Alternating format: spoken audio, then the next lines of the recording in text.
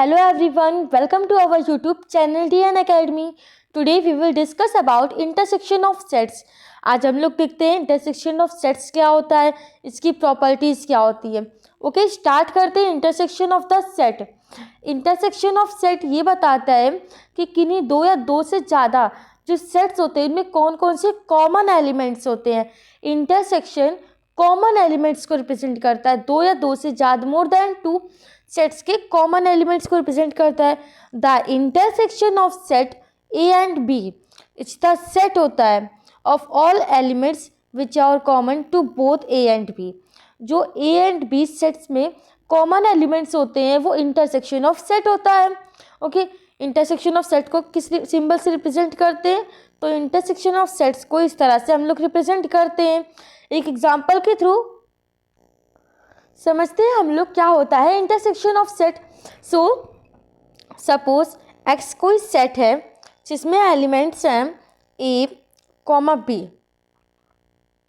Y कोई set है जिसमें एलिमेंट्स हैं ए कॉमा सी कॉमा डी. सो जब एक्स इंटरसेक्शन वाई फाइंड करेंगे, अभी मैंने आप लोगों को क्या समझाया, इंटरसेक्शन क्या होता है. इंटरसेक्शन कॉमन एलिमेंट्स को रिप्रेजेंट करता है. तो चेक कीजिए set X and set Y में कौन कौन से कॉमन एलिमेंट्स हैं. सेट एक्स में ए है, सेट वाई में ए है, सो ए कॉमन हो जाएगा. सेट एक्स में बी है, सेट वाई में बी है, नो. सेट वाई में डी एलिमेंट है, क्या सेट एक्स में डी एलिमेंट है, no. So X and Y में कॉमन एलिमेंट्स क्या है, ए. सो ये क्या है intersection of set. Intersection of set क्या करता है, वो कॉमन एलिमेंट्स को रिप्रेजेंट करता है. एक्स एंड वाई में कॉमन एलिमेंट्स ए था, सो एक्स इंटरसेक्शन वाई की वैल्यू क्या होगी, ए. एक और एग्जांपल लेते हैं हम लोग. देखिए हमारे पास कोई सेट है जिसका नाम है एक्स, उसमें वैल्यूज है पी क्यू आर. और वाई कोई सेट है उसमें वैल्यूज है हमारे पास पी क्यू एस. सो एक्स इंटरसेक्शन वाई क्या होगा, मैंने क्या बताया इंटरसेक्शन क्या होता है, दो सेट्स के कॉमन एलिमेंट्स को कंटेन करता है. सो एक्स में पी है, वाई में पी है, चेक करते हैं. सो हाँ, वाई में भी पी है तो पी हो जाएगा. एक्स में क्यू है, वाई में क्यू है, यस वाई में क्यू है, सो क्यू हो जाएगा. एक्स में आर है, क्या वाई में आर है, नो. वाई में एक्स एस है तो क्या एक्स में एस है, no. So X intersection Y क्या होगा, P comma Q.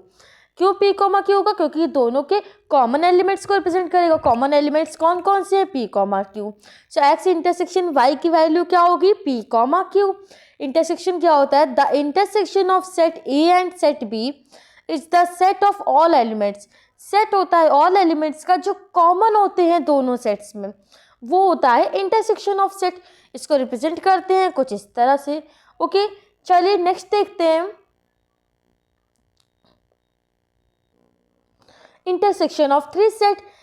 Two sets का इंटरसेक्शन होता है, थ्री सेट्स का भी इंटरसेक्शन होता है. कैसे, देखिए कोई हमारे पास एलिमेंट्स है, सेट है जिसमें एलिमेंट्स है हमारे पास 1 2 3. कोई सेट वाई है जिसमें एलिमेंट्स है 1 2 4. कोई सेट हमारे पास, कोई सेट जेड है जिसमें एलिमेंट्स है 2. So intersection of three set क्या होता है, पहले चेक करते हैं. X intersection Y intersection Z, तीनों में ही जो कॉमन एलिमेंट होगा वो होगा X intersection Y intersection Z. तीनों में कॉमन एलिमेंट्स कौन सा है, 2. सो तीनों का इंटरसेक्शन क्या होगा, 2. इंटरसेक्शन ऑफ सेट क्या करता है, कॉमन एलिमेंट्स को लेता है. फिर वो आप 2 सेट्स के बीच में देखे, 3 सेट्स के बीच में देखे, 4 सेट्स के बीच में देखे, हमें तो भैया कॉमन एलिमेंट से मतलब है. सो कॉमन एलिमेंट 2 है. So X intersection Y intersection Z की वैल्यू क्या होगी, 2. नेक्स्ट देखते हैं properties of the intersection of set. Intersection of set की प्रॉपर्टीज कौन सी होती है, सबसे पहले है कम्यूटेटिव लॉ. कम्यूटेटिव लॉ कहती है A intersection B is equal होता है बी इंटरसेक्शन ए। इसका मतलब क्या है? इसका मतलब ये है, अगर हमारे पास कोई सेट ए है जिसमें वैल्यू पी क्यू आर है, कोई सेट हमारे पास बी है जिसमें एलिमेंट्स है हमारे पास Q and S, so A intersection B क्या होगा? ए इंटरसेक्शन बी होगा दोनों के कॉमन एलिमेंट्स, कॉमन एलिमेंट क्या है? क्यू। बी इंटरसेक्शन ए क्या होगा? बी इंटरसेक्शन ए में क्या लिखेंगे? बी और ए के common elements. So B and A में कॉमन एलिमेंट्स कौन से हैं? क्यू।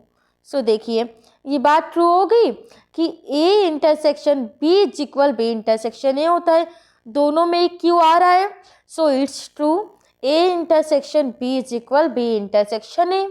दोनों के ही कॉमन एलिमेंट्स को हमने लिया, तो A intersection B and B intersection A क्या आया? इक्वल आ गया। So we can say that commutative law is true, commutative law is proved. Okay, next law देखते हैं, associative law. Intersection of sets का सेकंड प्रॉपर्टी क्या है? Associative law. Associative law में क्या होता है? ए इंटरसेक्शन बी का इंटरसेक्शन जब हम लोग सी से करते हैं तो वो इक्वल होता है A intersection B intersection C के। कैसे समझते हैं इस बात को वो हम लोग देखते हैं। देखिए जैसे हमारे पास कोई सेट है ए, ओके, उसमें है एलिमेंट्स 1 2, कोई सेट है हमारे पास बी, उसमें है एलिमेंट्स मेरे पास 2 3, ठीक है। कोई सेट है सी जिसमें एलिमेंट्स है 3 2। अब हमें क्या फाइंड करना है? एक सेकेंड ना, पेन चेंज कर लेती हूँ मैं। ए इंटरसेक्शन बी। सो जब ए इंटरसेक्शन बी फाइंड करेंगे हम लोग, ए इंटरसेक्शन बी का मतलब क्या है? ए और बी दोनों में जो कॉमन एलिमेंट है, ए और बी में कॉमन एलिमेंट क्या है? 2। फिर इसका इंटरसेक्शन किसके साथ करना है? सी के साथ। इंटरसेक्शन सी, सी में क्या है? 3 2। इसकी अब इन दोनों में, इसमें और इसमें कोई कॉमन है? 2 कॉमन है, सो वी कैन राइट 2। सबसे पहले हमने ए इंटरसेक्शन बी फाइंड किया, इट मीन्स ए और बी के कॉमन एलिमेंट, तो 2 आया। फिर हमने इसका सी के साथ इंटरसेक्शन किया, सी क्या है? 3 2, इसके साथ इंटरसेक्शन किया था हमने, सो वैल्यू क्या आई? 2। अब हम लोग करते हैं बी इंटरसेक्शन सी।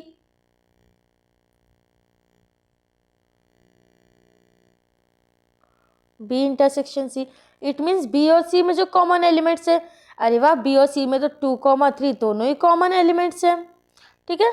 अब इसका ए के साथ इंटरसेक्शन करना, ए के एलिमेंट्स क्या है? 1 2। इसका के साथ अब इसका इंटरसेक्शन करें 2 3 के साथ। अब दोनों में जो कॉमन एलिमेंट होंगे वो लिख देंगे, दोनों में कॉमन क्या है? 2।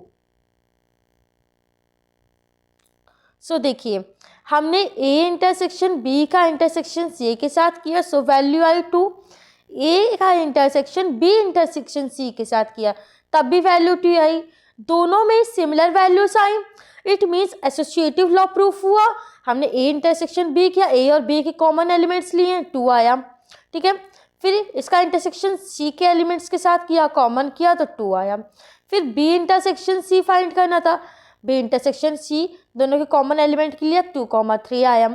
उसका इंटरसेक्शन ए के साथ किया, ए क्या था? 1 2, सो कॉमन एलिमेंट क्या आया? 2। Both are similar, so we can say that associative law is proved. Okay, चलिए नेक्स्ट देखते हैं आइडेम्पोटेंट लॉ। आइडेम्पोटेंट लॉ क्या कहता है? अगर आप किसी सेट का उसी सेट के साथ इंटरसेक्शन करते हो तो वो सेट खुद ही रिटर्न हो जाता है। बिल्कुल सही बात है।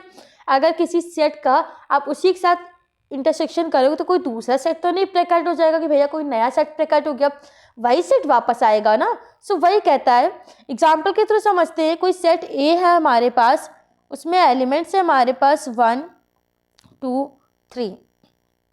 इन्होंने कहा ए इंटरसेक्शन करना है ए के साथ, यानी इसका इंटरसेक्शन हमें इसी के साथ करना है। ए इंटरसेक्शन ए करेंगे तो कॉमन वैल्यूज आती हैं। अब दूसरा सेट हम कहाँ से लिया? दूसरा सेट इन्होंने क्या कहा? ए है, दूसरा सेट भी ए है, दूसरे सेट में वैल्यूज़ क्या है 1,2,3, क्योंकि दोनों सेम सेट है ना, तो जब दोनों के कॉमन वैल्यूज़ निकालेंगे तो 1,2,3 तो आएगा। इसको लिखने का कोई मतलब नहीं है, क्योंकि इन्होंने कहा ए इंटरसेक्शन ए का खुद से इंटरसेक्शन करो। तो जब किसी चीज़ का खुद से इंटरसेक्शन करो या खुद से यूनियन करो तो वो वही वैल्यू रिटर्न करेगा ना। ओके, तो ए इंटरसेक्शन ए में वैल्यू क्या आई, ए ही आ गया वापस। सो आइडेम्पोटेंट लॉ क्या है, ट्रू है, बिल्कुल सही बोलता है कि अगर आप किसी का इंटरसेक्शन उसके सेट से करते हैं तो वही सेट रिटर्न हो जाएगा। Okay, A intersection A is equal A.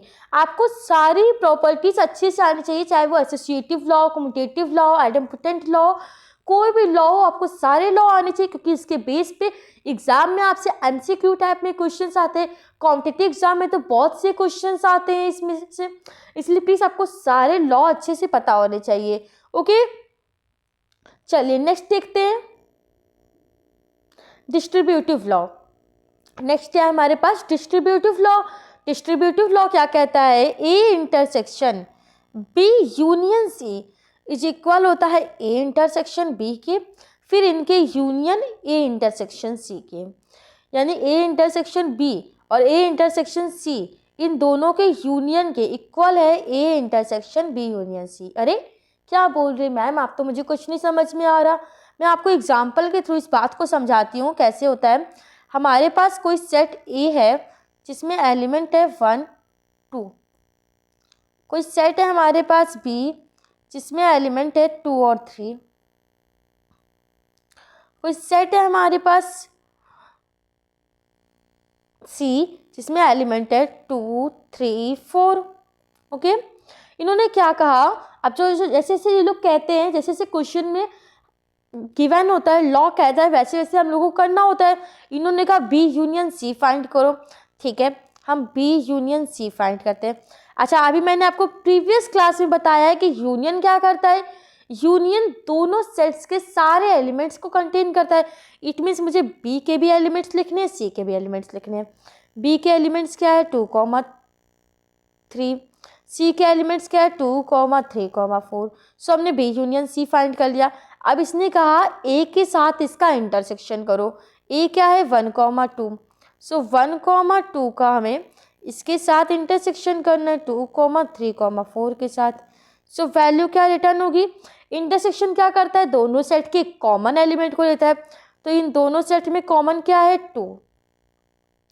Next आते हैं, नेक्स्ट में देखते हैं वो क्या कहते हैं।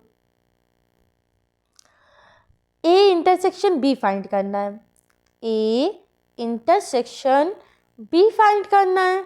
सो ए में क्या है 1, 2, बी में क्या है 2, 3। इंटरसेक्शन क्या करता है, दोनों सेट के कॉमन एलिमेंट्स को लेता है। सो ए और बी में कॉमन क्या है 2, सो वी कैन राइट 2। अब क्या फाइंड करना है, A intersection C, A intersection C find करते हैं। ए इंटरसेक्शन सी में क्या करना है हम लोगों को, दोनों के कॉमन एलिमेंट्स को लेना है। सो ए में 1, 2 है, सी में 2, 3, 4 है, ए और सी में कॉमन क्या है 2, सो वी कैन राइट 2। अब इन दोनों का यूनियन फाइंड करना है, यानी कि ए इंटरसेक्शन बी का यूनियन फाइंड करना है ए इंटरसेक्शन सी के साथ। तो यूनियन के लिए दोनों के एलिमेंट्स ले लेंगे, दोनों में 2 2 है, 2 लिख दिया। सो क्या देखते हैं आप लोग, दोनों ही इक्वल आ गया, बोथ आर इक्वल, चाहे ये हो चाहे ये हो, दोनों की वैल्यूज इक्वल आ गई।